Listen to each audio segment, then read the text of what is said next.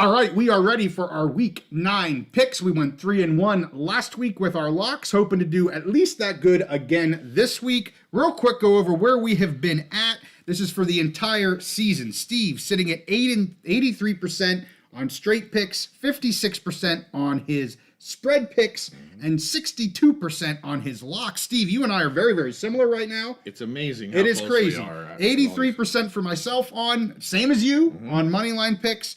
58% on spread picks, exactly the same again on locks at 62%. So the averages are really, really easy when you and I are doing the same damn thing. Yeah. So money line 83%, spread picks 58%, and our big mountain ice cold locks 62%. Not bad, but we need to get up to 75. We're gonna keep pulling that sucker up.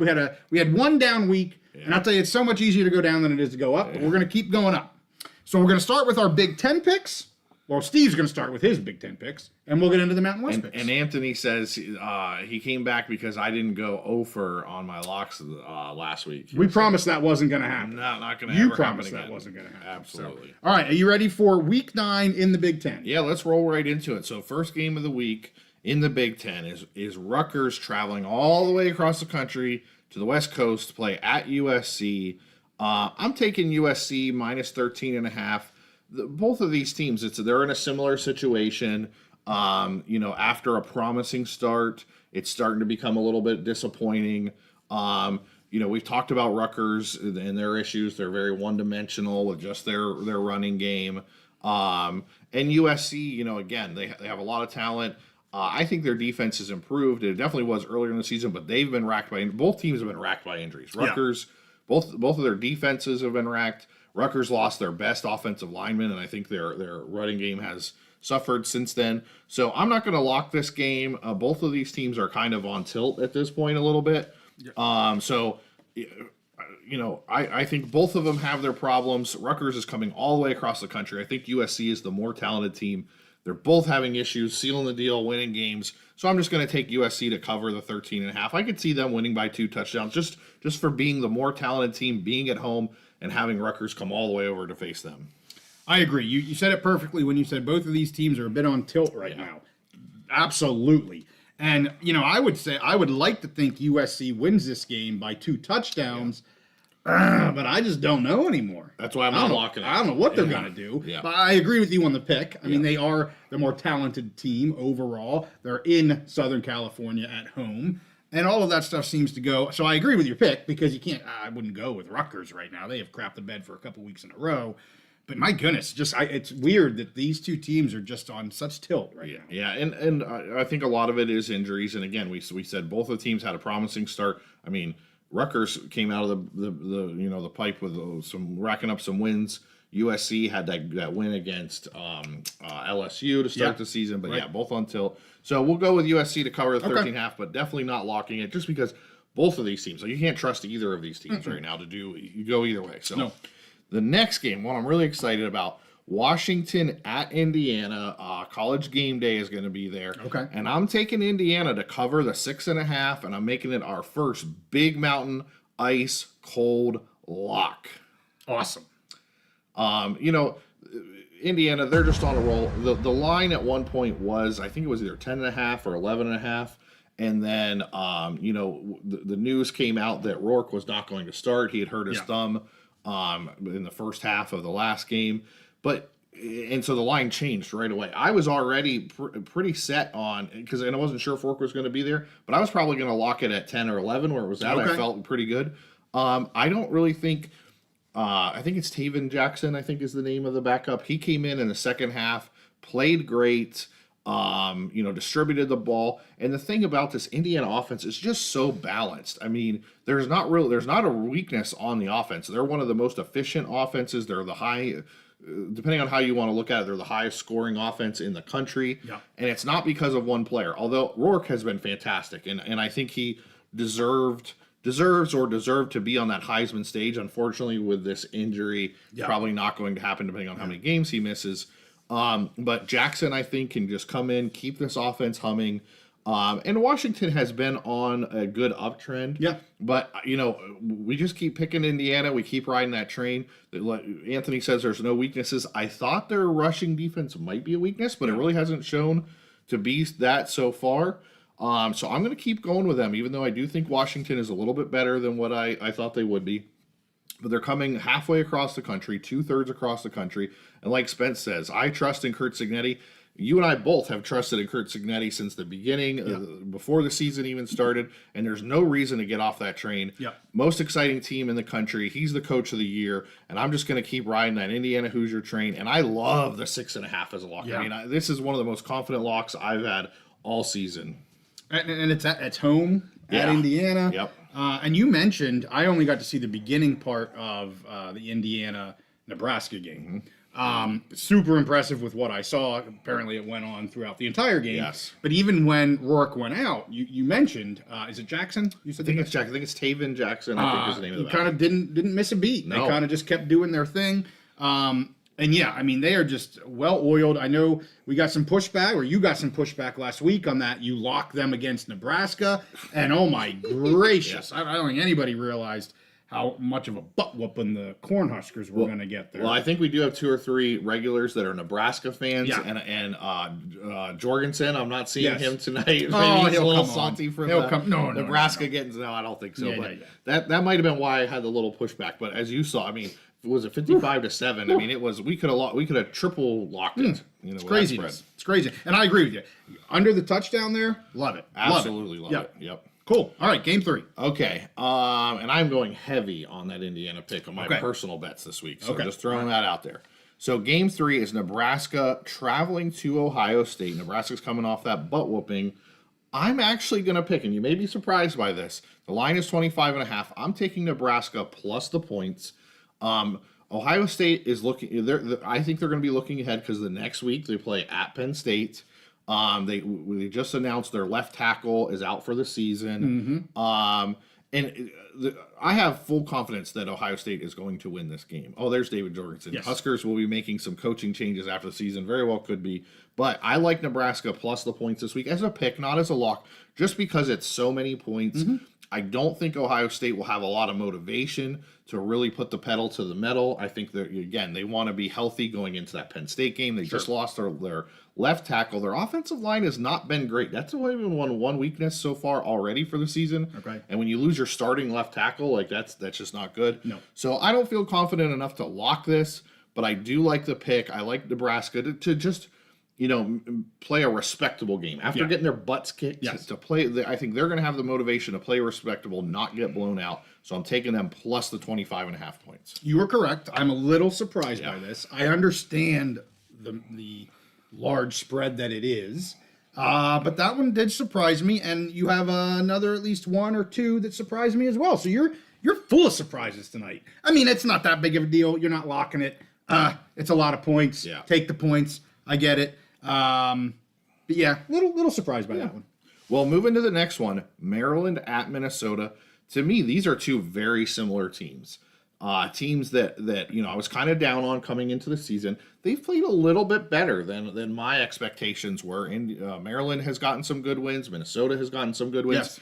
I see this as a coin flip game coming down to a field goal at the end. So nowhere near confident enough to lock, but because I see it as a coin flip game and one team is getting more than 3 points, I'm going to go ahead and take Maryland plus the 4.5. I would not be surprised if either one of these teams wins. Yeah. But it just feels like a low-scoring game that comes down to a game-ending field goal to me. Okay, that makes sense. This one I also was a little bit surprised about, especially being in Mini, as you call them, in Mini.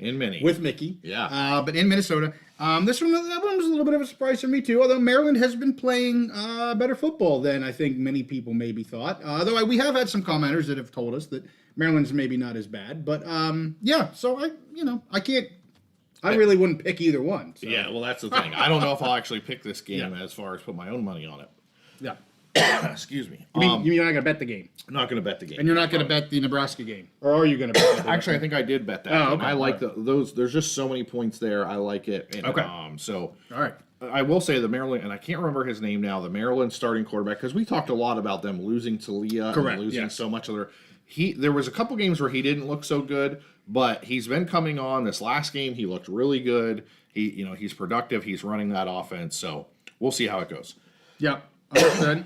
Okay. All right, we're going to number 5 here. Number 5, Okay. Northwestern at Iowa. I'm taking Iowa to cover the 13.5. They've been a little bit Jekyll and Hyde this year. A couple weeks ago, they came. Now I can't remember who they beat, but they beat somebody pretty good 2 weeks ago. Yeah. And then had an inexplicable loss that I thought. So they're a little Jekyll and Hyde, but they're at home. I think they're just a better team than Northwestern. Northwestern doesn't do really anything that good.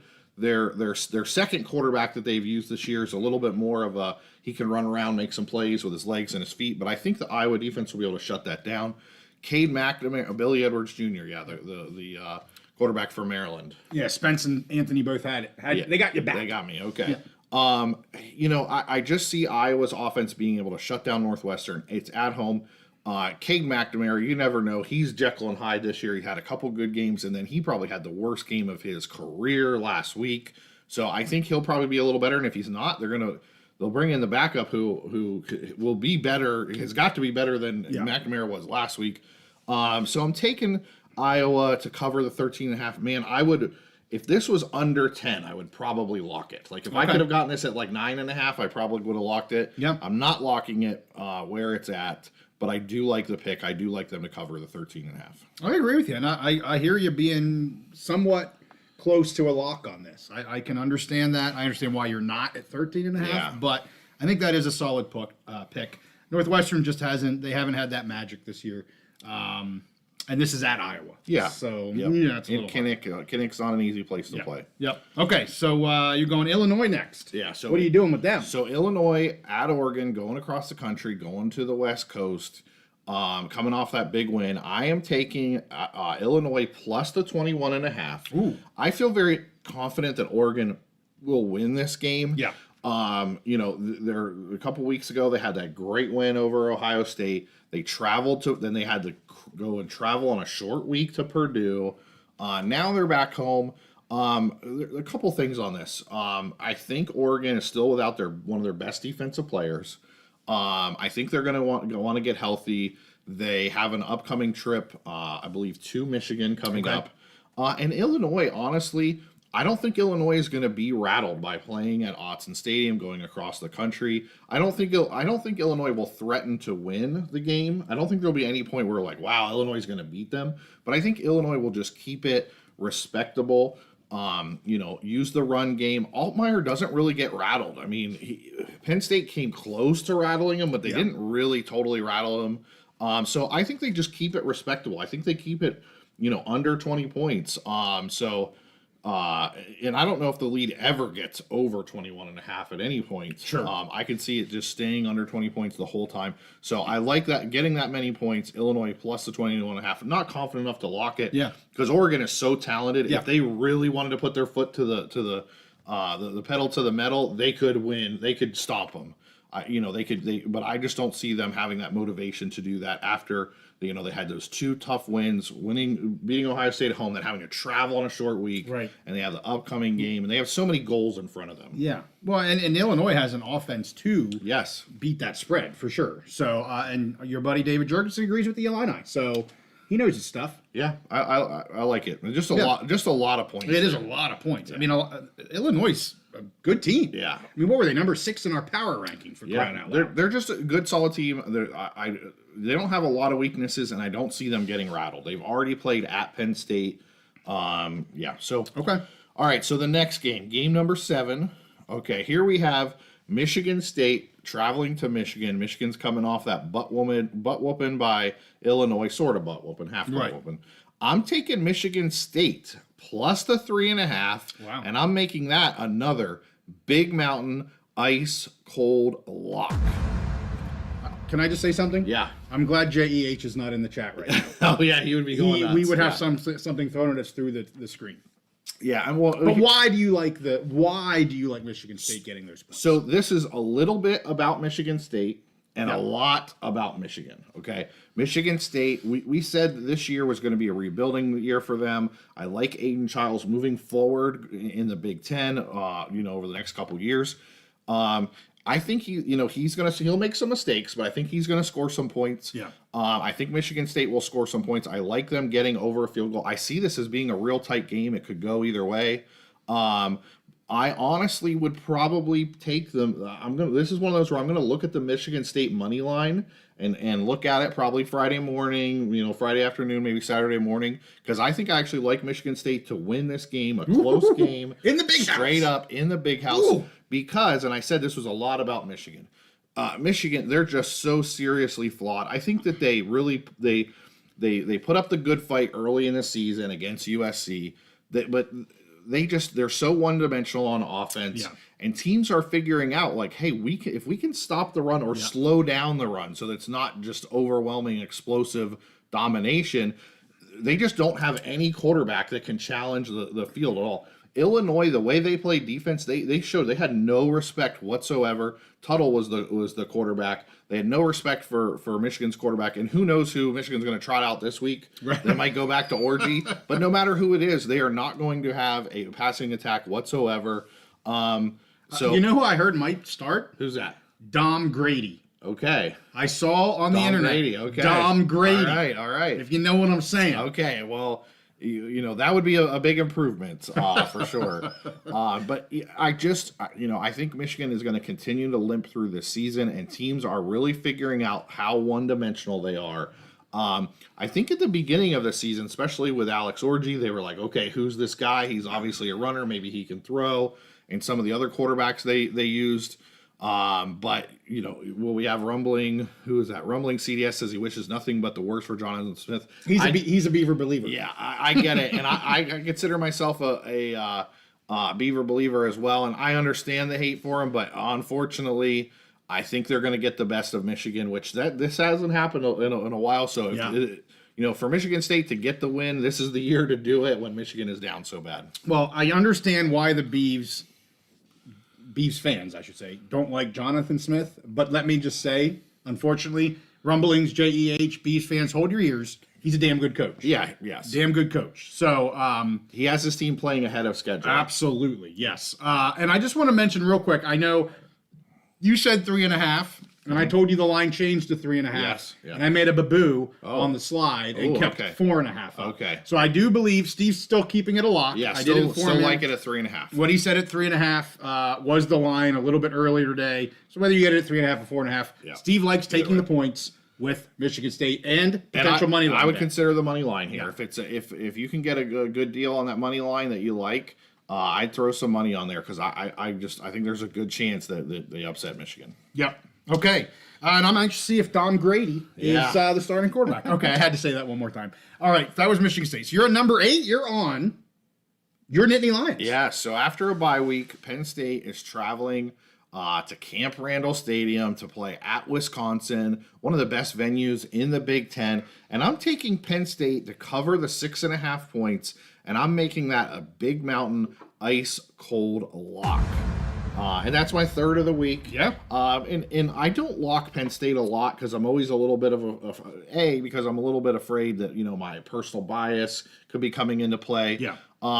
Now, previous years under James Franklin, we've talked about this before, in previous years, James Franklin was one of the best coaches in the country against the spread. We speculated whether he actually looked at the spread and tried to beat it. Right. I think that may have been a possibility because he wanted to, not because he cares about bettors, but because he wanted to beat expectations. They've done a little different this year. Their offense is with Andy Koldenicki is a little different. They haven't been so much worried about the score, more just exploring this offense, doing all kinds of crazy things. The line, I think, is way too small. Wisconsin has been coming on a little bit lately, but I just think Penn State is just too strong of a team. They're just a better team. Coming off of the bye, they were able to get their running backs healthy. That was a big thing. Nick Singleton was banged up a little bit lately. Okay. When you look at Drew Aller's numbers, quietly, he has put up numbers that are on par with the last 3 quarterbacks to win the Heisman Trophy. They still haven't maybe challenged the deep field, challenged those long vertical passes as much as you'd like to see. Okay. But he's playing great. The offense is playing great. They're doing everything really well. The defense is still really solid. So I feel really good. I think Penn State wins this game by double digits. So I love them at 6.5, and that's why I made it a Big Mountain ice cold lock. Izzy likes the over. I know our buddy Chris likes some over-unders. Yeah. So Izzy's throwing one out there. likes the over in this one also. Bill says Penn State by 28, and I'm with you at 6.5. You got to love this as a lock. I'm totally with you on that. And our buddy Bill is also throwing one out for JEH. We're missing him tonight. Okay. He is one of our top mountain dwellers, a few of our top mountain dwellers, which is fine. They're allowed to miss some live eps because we all have lives. But Bill's pouring one out for him. He gave a go Beavs just because for JEH. I think JEH knew I was going to lock Michigan State, and he just couldn't handle that. He didn't want to hear that come out of your mouth. Yeah. He's going to put soap in that mouth. So that was my last Big Ten game, and the next game you probably should close your ears, dude. Because I told you there's some games I disagree with. Yes, yeah. I'll let you talk, and then I am gonna. Yeah, I'm gonna have at you. I'm gonna keep going with it. Florida State at Miami. It's a 20.5 point line. I'm taking Florida State plus the points. I think this is a closer game. I know. There's a lot of people that are like, oh, well, Florida State just keeps losing. If you looked at that game last week against Duke, they held Duke, I think, to like 130 yards. Every metric that you look at, they should have beaten Duke. They lost. It's okay, whatever. I'm taking them plus the points. I think Miami, for two reasons, is Florida State has underperformed. I think at a certain point, they're going to perform to their talent level. And I think Miami is the converse of that. I think they're due for a little bit of a slip up. This is an emotional rivalry game. So I'm taking Florida State plus the points, and I don't care. Clearly you don't care. And I'm going to say, Steve. I don't understand why you keep going back to the well. I don't understand. Yeah. But you can do whatever you want to do, but I sure as hell wouldn't do it. And I hear what you're saying about Miami. I get that side of it, but there is zero faith. I don't care what the stats say about Duke. They still lost to freaking Duke. No. Duke is, 7-1 this year? Yeah, they're okay. Manny Diaz, last year's Penn State defensive coordinator. I understand. But you're right. I'm going to just not listen to you when you pick this damn Florida State team for the rest of the season because I hate it. And on the record, to correct the record, I have picked against Florida State this year. I do want to update your stats if we take Florida State out because, and not about picking with or for or against them. Right. Your Big Ten picks would be better than your stats. Yes. Florida State has screwed you. They have. So way more than they have helped you. I'm chasing that the Seminole turn. They're the Hawaii game for you. Yes, exactly. They're the Hawaii midnight game. You're chasing that bet. Like Rumbling Bird says, Miami plays down, and if you look at their games this year, they do. They play down. I think was it the Cal game? They barely beat them. Exactly, Anthony. Miami has been winning, but by the hair of their teeth, man. If you got if you got skin or hair on your teeth, that's rough. But and no, Big Mama 69. I am not locking FSU. I think I brushed this one. Okay, I think I'm okay. Check out Spence's though. Yeah, he says, did Steve get NIL money from FSU? I think that's a great one. I think that's hilarious. Couple things I want to mention. Going back up real quick. So that's it for the Big Ten. That's it for the Big Ten. You got three ice cold locks. I love all of them. I, of course, love Indiana and Penn State. Those are the two that I absolutely love. I'll go with you on Michigan State. I don't really know either way. I think what I did want to say about Michigan though is I think they're true. Shall I say true colors? That might be. I think people still had them being the Michigan of old. You had to give them that respect. And you had to give them that respect. Yeah. And who they truly are is kind of, and the opposing teams are seeing who they truly are. To your point about there was no respect for a passing game, and that's not good for them in the second half of the season.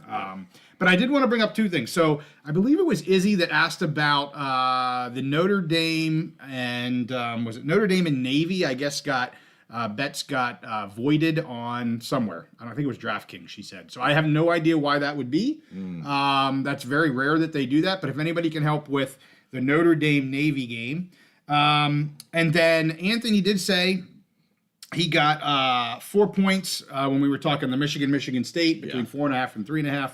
He did get 4 points. I will say we always use the FanDuel. We don't say this very much, but we always use the FanDuel. Because we're not sponsored, so we don't. We're not. And when FanDuel sponsors us, we'll put a logo on the damn screen. But until that happens, I shouldn't even mention them. Right. No, but seriously.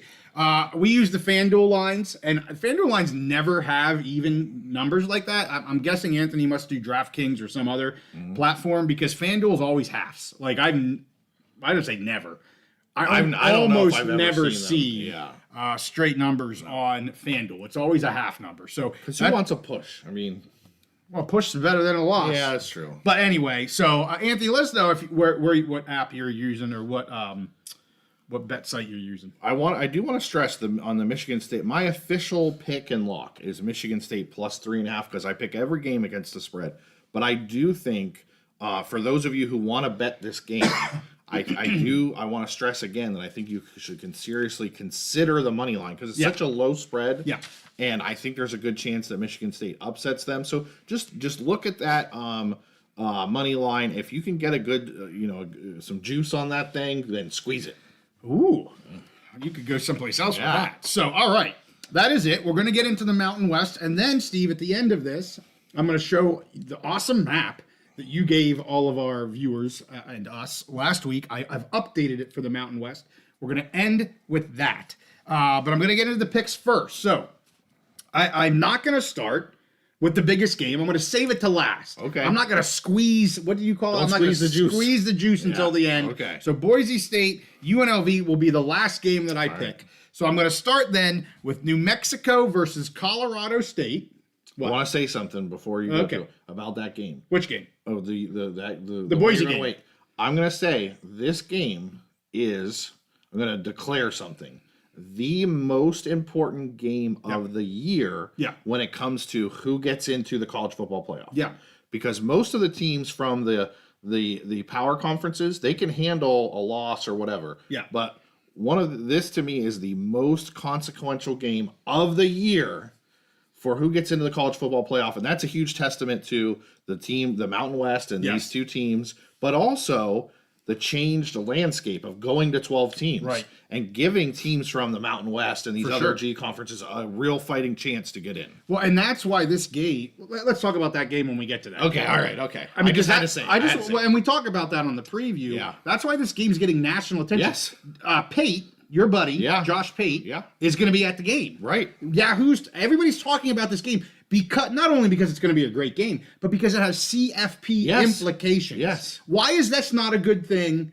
I'm gonna get off my soapbox. Yeah. Let's get back to our picks. Tommy Gunn agrees with us. We can get on that soapbox at the end. So New Mexico versus Colorado State. I am taking the Lobos plus 6.5. I love taking the points, and I love it so much. It's my first Big Mountain ice cold lock.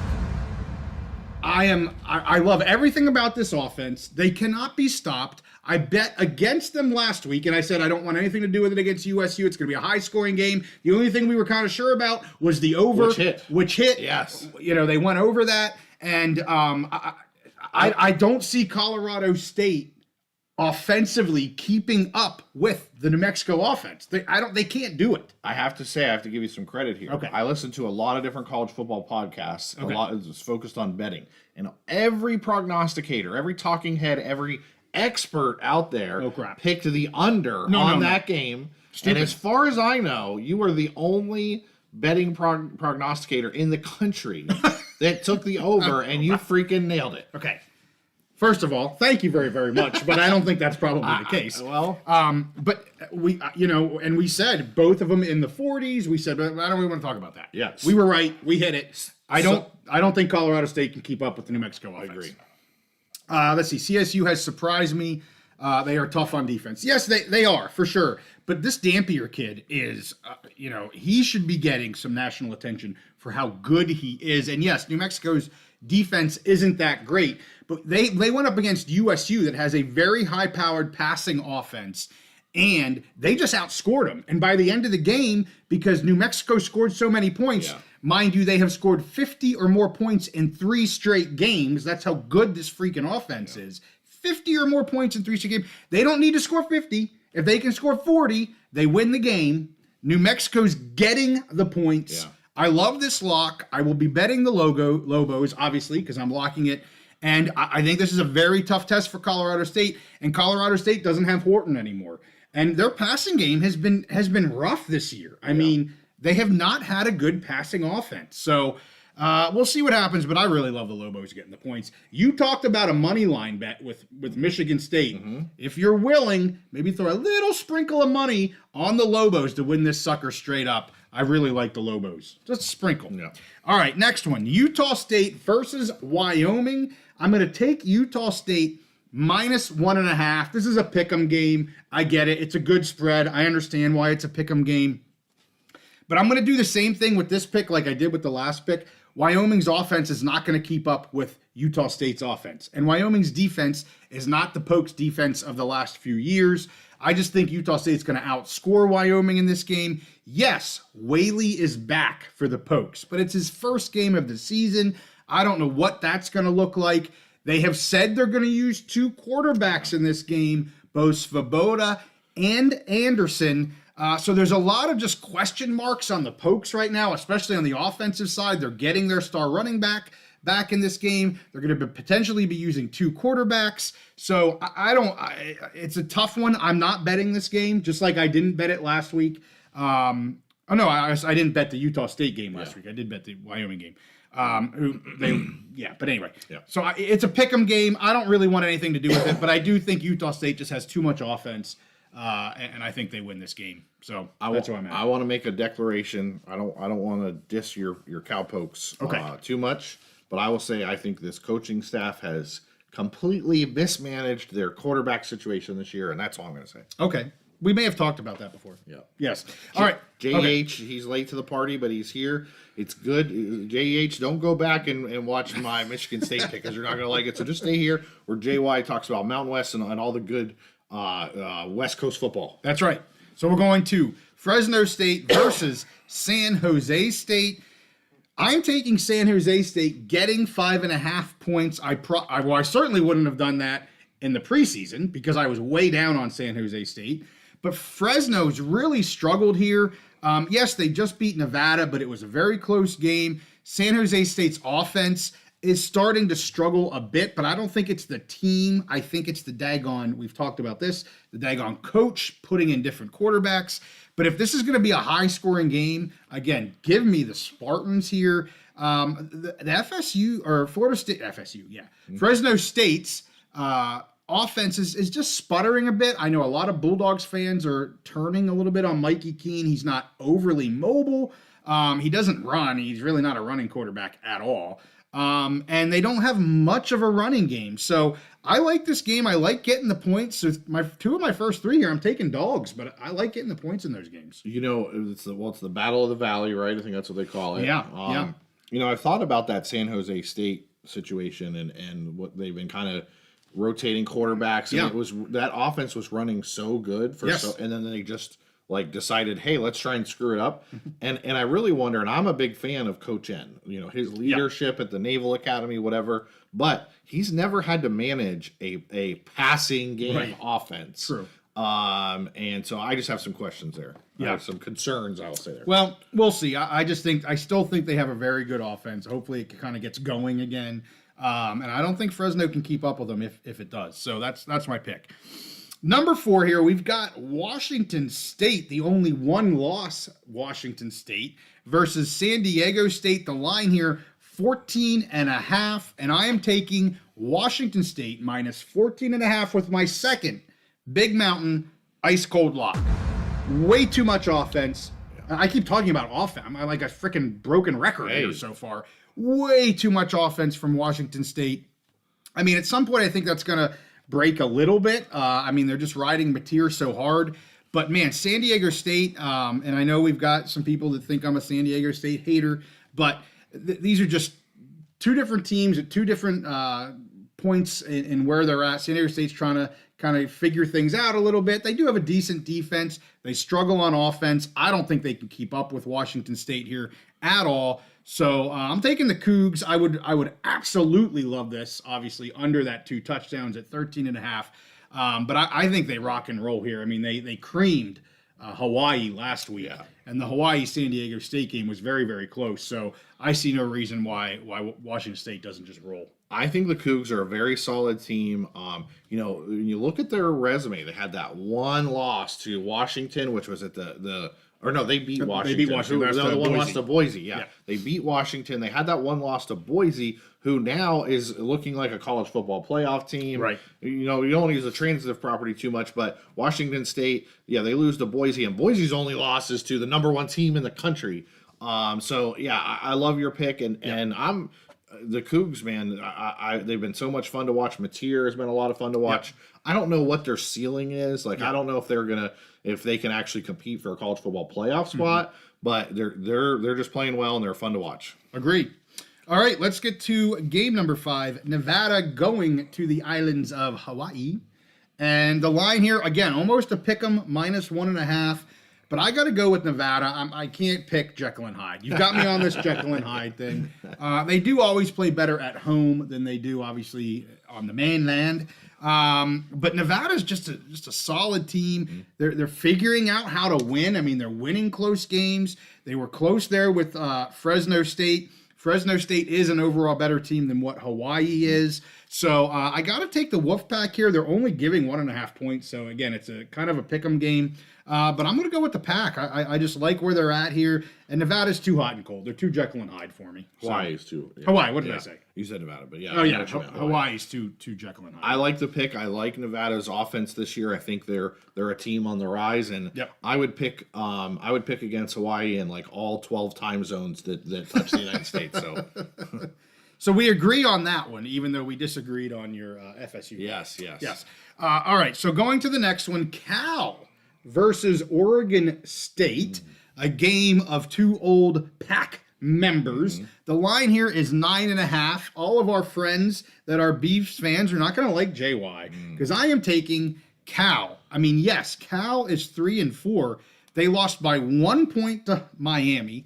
They lost to 1 point by North Carolina State. They lost to 2 points by Pitt. I mean, their games have been uber close. They can show that they can score. Oregon State still has just some defensive problems, although they showed up really, really well against UNLV. I'm going to take Cal here -9.5. You don't like it. I don't like to go against you, especially. Well, I went against you a couple times. I really don't like to go against you when you're picking Mountain West teams, but these are basically two. Yeah, really, these are Pack teams, so you can say whatever you want. It's like your FSU pick. I think Oregon State. I think the Beavs. I think they're a good, solid team. I think they've been underestimated a little bit. I have this game more of as a pick 'em, honestly. Ooh. So I probably, if I was picking this game, I would take OSU plus the points.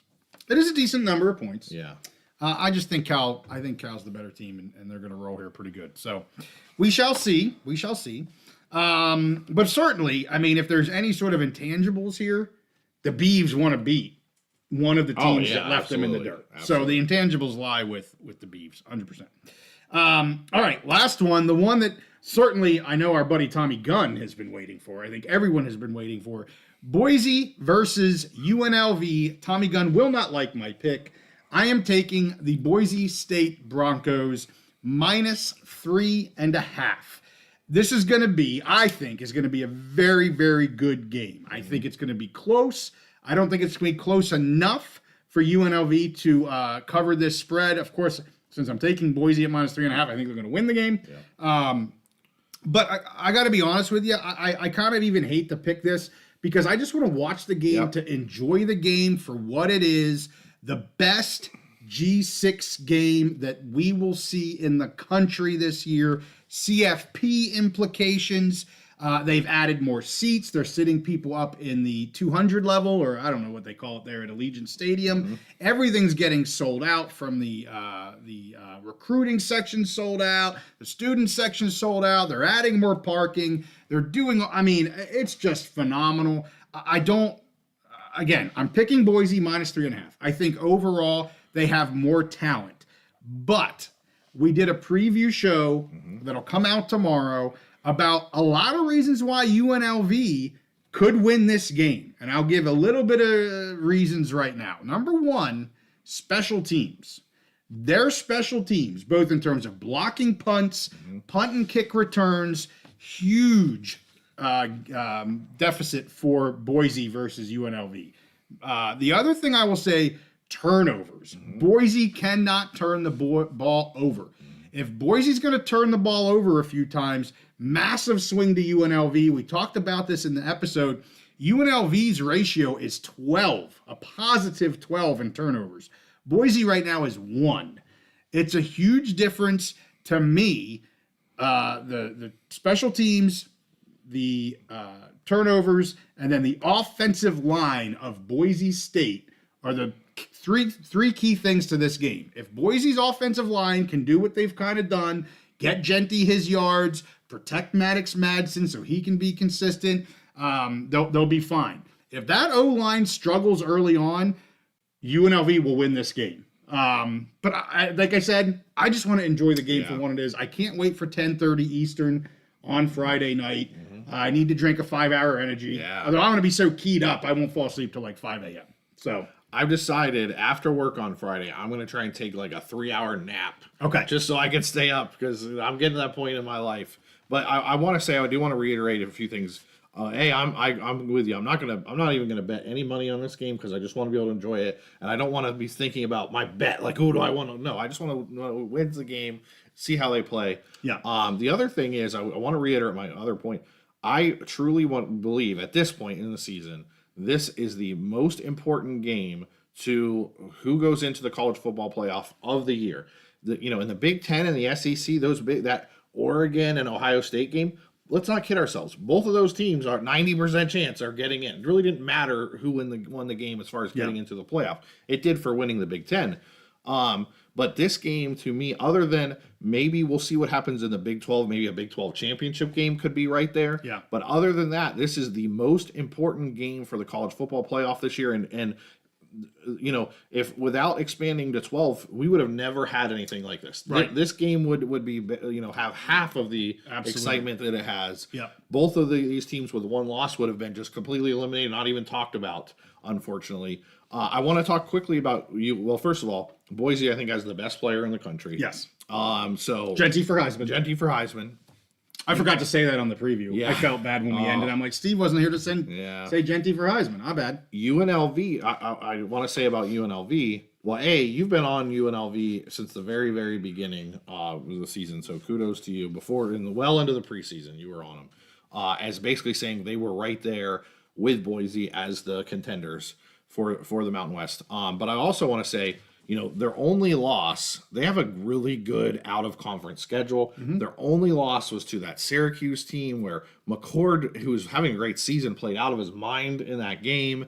And since then, UNLV has changed their quarterback situation and has a really dynamic quarterback. So they're a different team than they were even early in the season when they were still getting wins out of conference. So to me, they're a more dangerous team now. So I think somebody said they were surprised that the point spread was that low. I'm not surprised. I think the point spread is right there. I think it's a good point spread. I agree with you. I think Boise wins, and I think they probably cover. But I would be shocked if this is a blowout by Boise. I would too. I think it's a close win by either team. A less than 5-point win by either team. Yeah, I would be. I'll be shocked if it's a blowout either way.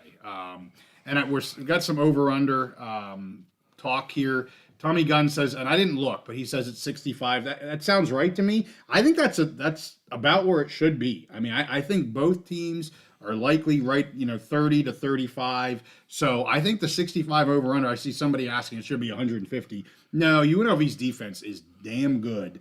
And so I think they're going to sell out ish to stop Genty. They're going to want to try to make Maddox Madsen kind of beat them, put it in his hands to do so. But man, they've got some studs on UNLV's defense. And I'm just anxious for this. I'm really excited for this game. And the converse to what you just said about UNLV, what they're going to want to do, I could see Boise wanting to really focus on the run, establish the run, and maybe not have as many of those big breakaway plays.